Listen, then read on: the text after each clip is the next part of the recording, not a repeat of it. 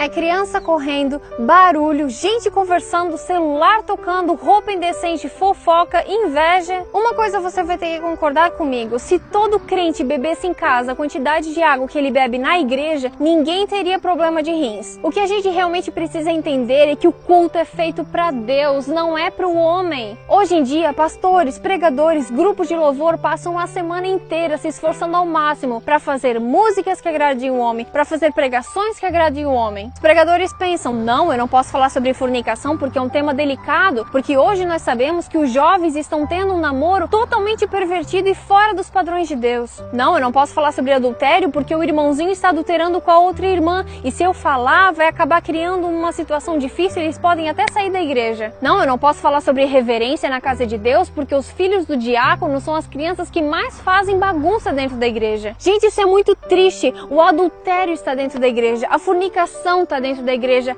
a indecência está dentro da igreja. Tem pessoas que não se situam que estão na casa de Deus, acham que é um clube porque entram lá de qualquer jeito, ficam falando alto, ficam no celular. O que está acontecendo? Será que é esse o povo que aguarda ansiosamente a volta de Cristo? Povo que diz que ama Cristo de todo o coração, que é o maior amor de sua vida, mas não passa nem 10 minutos com Ele? Povo que diz que o evangelho precisa ser pregado nos países orientais, mas nem os seus próprios amigos de trabalho e faculdade sabem que ele é cristão? Povo que diz que daria vida por Jesus, mas não dá nem 10% do dízimo. Gente que diz que sofreria todo e qualquer tipo de provação por amor a Cristo, mas não aguenta ficar 5 minutos de joelhos. Tem crente dizendo que ama Cristo, mas se o culto termina 11h30 e já são 11h35, ele já começa a se coçar no banco, já fica todo incomodado. Tem crente que diz que não vai pra igreja porque tá chovendo. Tem gente que deixa de ir pra igreja porque o irmão não cumprimentou, porque aquele lá não me abraçou, porque aquele lá não me convidou para almoçar junto.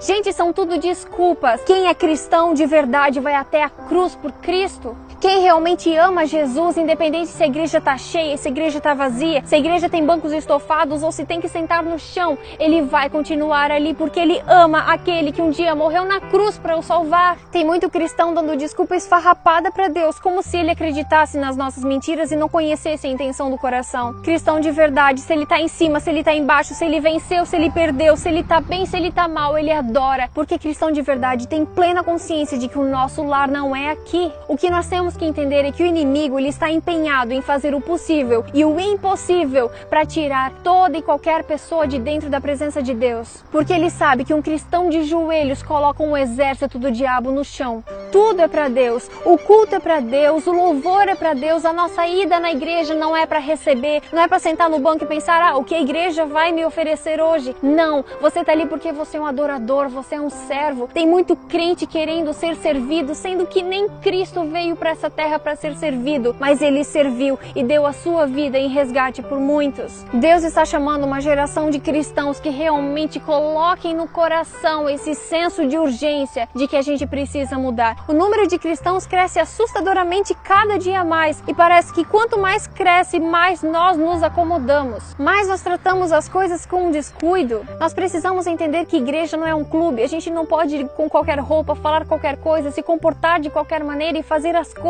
de qualquer jeito para agradar o homem, para fazer legal, para fazer divertido, para poder compartilhar no Facebook. Não. O real motivo de tudo que nós fazemos dentro e fora da igreja é adorar a Deus. Tenha cuidado quando for ao templo. Pense bem antes de falar. Deus está no céu e você aqui na terra, portanto, fale pouco.